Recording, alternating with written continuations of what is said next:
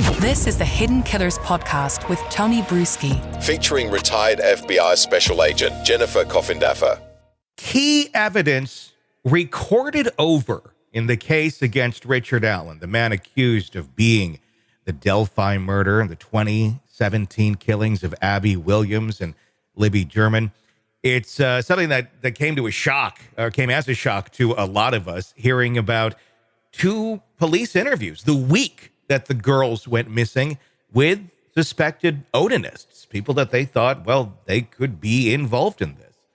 Now, the defense of Richard Allen in their discovery, trying to get ready for a trial, going through saying, okay, we need to take a look at this because they have every right to take a look at other alternative suspects here. But, well, the prosecution, Delphi, authorities all saying, oops, we did it again. We deleted evidence. I'm turning to a Britney Spears song. I didn't even plan on doing that.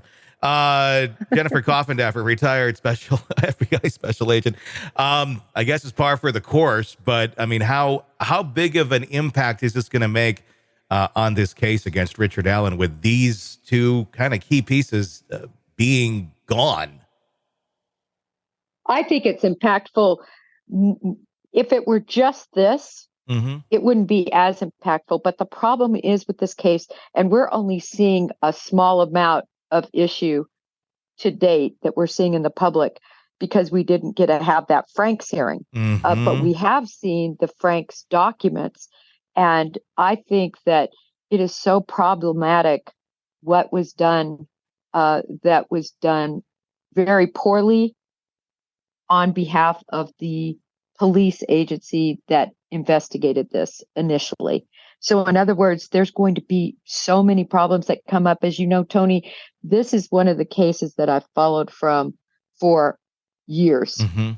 And then there's so much out there that is very derogatory in terms of how this case was investigated.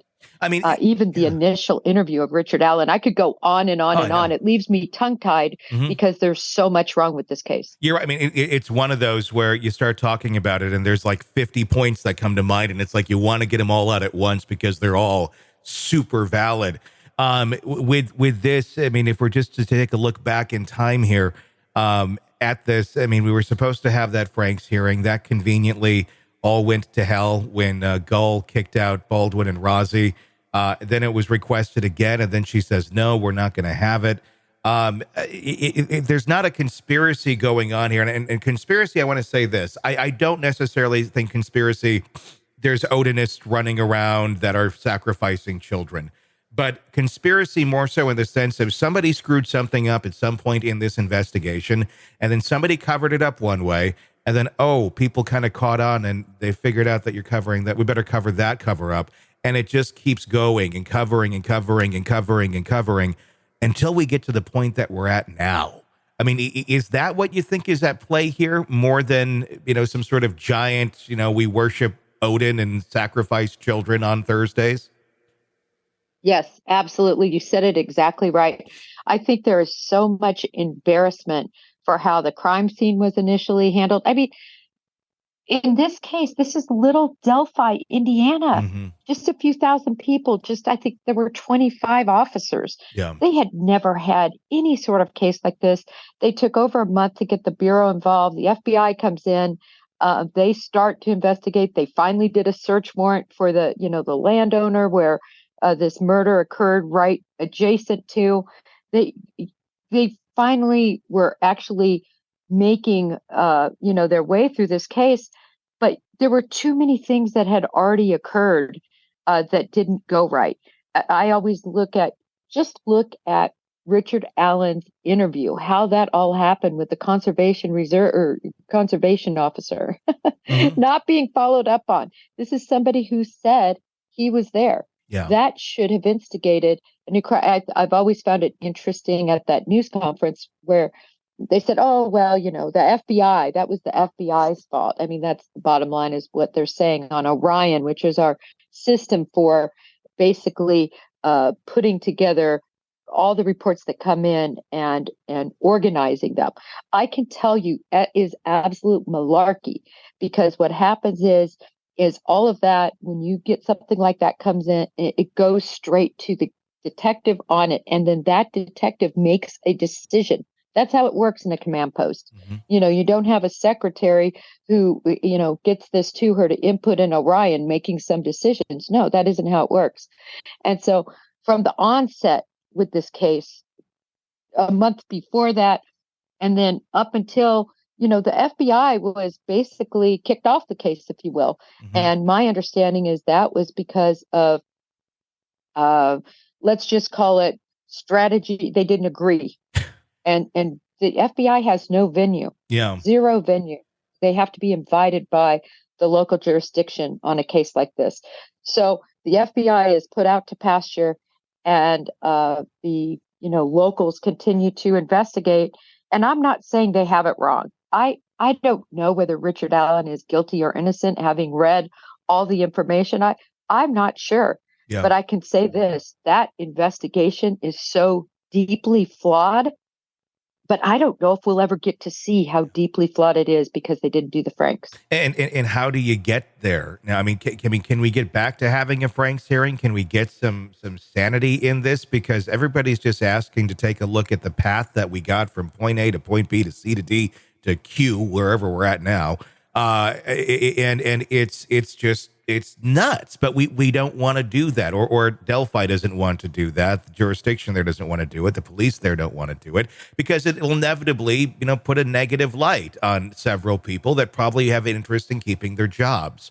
And that seems to be, at the end of the day, the number one priority, not having your ego damaged and keeping your job. Meanwhile, these two girls have no justice. Their families are just praying that law enforcement has this right. And the guy that they have locked up, we have no clue if he's innocent or guilty because there's no due process that's happening. It's just shocking that this can even take place this blatantly in the United States of America. Well, and as I recall, when Judge Gull kicked Rossi and Baldwin off and then instituted two new attorneys, two new, defenders, I believe they asked for the Franks motion and it was granted. I need to look back on that, but that's what I recall. And then, of course, this case went to the Supreme Court of Indiana regarding whether they should have been removed. The Supreme Court said, you're back on. Yeah. And then they re-asked for the Franks. It was summarily denied. Yeah. And by the way, it was denied before their other motion, which was their other motion was asking Gold to remove herself from the case. Yeah. So I also find sort of the order at which Gold is, making decisions on these orders seem out of chronological order. Yeah.